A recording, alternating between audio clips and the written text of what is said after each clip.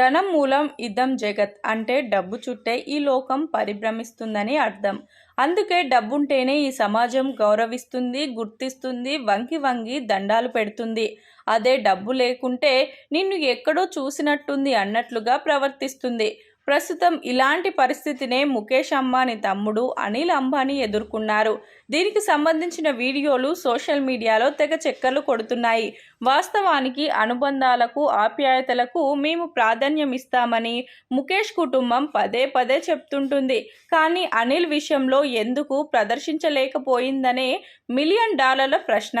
జామ్నగర్లో Anant Ambani, Radhika merchant ముందస్తు పెళ్లి వేడుకలు 3 రోజుల పాటు ఘనంగా జరిగాయి.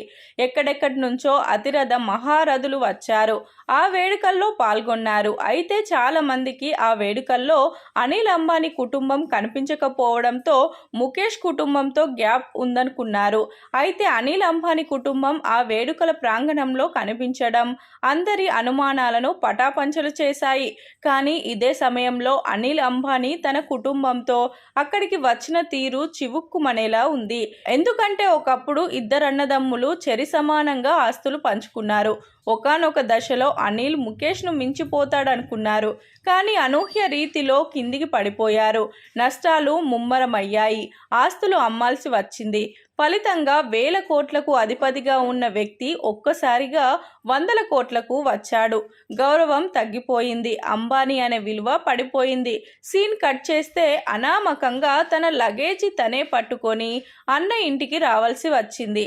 అనిల్ అంబానీ తన కుటుంబంతో జామ్నగర్లోని వేడుకల ప్రాంతానికి ఓ సాధారణ వ్యక్తిలాగా వచ్చాడు.